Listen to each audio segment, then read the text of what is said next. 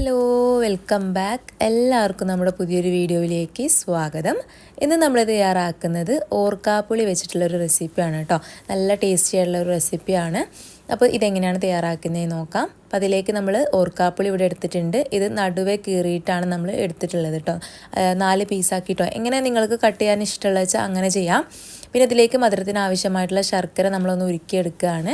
1/2 glass അളവിൽ വെള്ളം കൂടെ ഒഴിച്ചു കൊടുത്തിട്ട് നല്ലപോലെ തന്നെ ഇതൊന്ന് ഉരുക്കിയെടുക്കണം. ഇനി നമുക്ക് ഓർക്കാപ്പുളി ഒന്ന് വേവിച്ചെടുക്കണം. അപ്പോൾ അതിന് വേണ്ടിയിട്ട് നമ്മളിതൊരു കുക്കറിലേക്ക് ചേർത്ത് കൊടുക്കുകയാണ്. ഇനി ഇതിലേക്ക് നമ്മൾ ഉരുക്കി മാറ്റി വെച്ചിട്ടുള്ള ശർക്കര പാനിയും കൂടെ ഒഴിച്ചു കൊടുക്കാം. ഇത് ഒരു 2 വിസിൽ വരുന്നത് വരെ ഒന്ന് വേവിച്ചെടുത്താൽ മതിയാവും. ഇപ്പോൾ 2 വിസിൽ ആയിട്ടുണ്ട്, നന്നായിട്ട് തന്നെ അത് വെന്തിട്ടുണ്ട് കേട്ടോ. ഇനി നമുക്ക് വേറൊരു പാന് സ്റ്റൗമിലേക്ക് വെച്ചിട്ട് അതിലേക്ക് നമുക്ക് വെളിച്ചെണ്ണ ചേർത്ത് കൊടുക്കാം. വെളിച്ചെണ്ണ നന്നായിട്ട് ചൂടായി വരുമ്പോൾ ഇതിലേക്ക് ഒരു 1/2 ടീസ്പൂൺ അളവിൽ ഉലുവ ചേർത്ത് കൊടുക്കുന്നുണ്ട്. അപ്പോൾ ഉലുവ നല്ലപോലെ തന്നെ പൊട്ടി വരുമ്പോൾ നമ്മളിതിലേക്ക് 1 ടീസ്പൂൺ അളവിൽ കടുകും കൂടെ ചേർത്ത് കൊടുക്കുന്നുണ്ട്. കടുകും ഉലുവയൊക്കെ നല്ലപോലെ തന്നെ മൂത്ത് വരുമ്പോൾ അതിലേക്ക് കറിവേപ്പില, അതുപോലെ തന്നെ നമ്മൾ ഇഞ്ചി ചെറുതായിട്ട് അരിഞ്ഞത്, പച്ചമുളക് ഒരു 5-6 എണ്ണമൊക്കെ നമ്മൾ കട്ട് ചെയ്തെടുത്തിട്ടുണ്ട്. അപ്പോൾ അതും കൂടെ നമ്മൾ ചേർത്ത് കൊടുത്തിട്ട് നല്ലപോലെ തന്നെ ഇതൊന്ന് വഴറ്റിയെടുക്കണം. അപ്പോൾ ഒരു 5 മിനിറ്റ് നന്നായിട്ട് തന്നെ ഇതൊന്ന് വഴറ്റിയെടുക്കാം കേട്ടോ. ഇനി ഇതിലേക്ക് നമുക്ക് 1 ടീസ്പൂൺ അളവിൽ കാശ്മീരി മുളക് പൊടി ചേർത്ത് കൊടുക്കാം.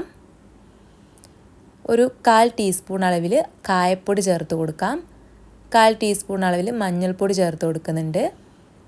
1 ടീസ്പൂൺ അളവിൽ ഉലുവ കടുക് പൊടിച്ചതാണ് കേട്ടോ. അപ്പോൾ അത് നമ്മൾ പൊടിയാക്കി വെച്ചിട്ടുണ്ടായിരുന്നു, അതും കൂടെ ചേർത്ത് കൊടുക്കുന്നുണ്ട്. 1 ടീസ്പൂൺ അളവിൽ ഉപ്പും കൂടെ ചേർത്ത് കൊടുക്കുന്നുണ്ട്. ഇനി ഇതിലോട്ട് നമ്മൾ വേവിച്ച് വെച്ചിട്ടുള്ള ഓർക്കാപ്പുളിയും കൂടെ ചേർത്ത് കൊടുക്കുകയാണ്. ഇനി ഇത് നന്നായിട്ട് തന്നെ നമ്മളൊന്ന് തിളപ്പിച്ച് വറ്റിച്ചെടുക്കണം കേട്ടോ. അതായത് ഈ ഒരു വെള്ളമൊക്കെ നമ്മൾ നന്നായിട്ട് തന്നെ ഒന്ന് കുറുക്കിയിട്ടെടുക്കണം. അപ്പോൾ അതിന് വേണ്ടിയിട്ട് നമ്മൾ നല്ലപോലെ തന്നെ ഹൈ ഫ്ലെയിമിൽ വെച്ചിട്ട് നന്നായിട്ട് തന്നെ മിക്സ് ആക്കിയിട്ട് ഇതൊന്ന് കുറുക്കിയെടുക്കണം.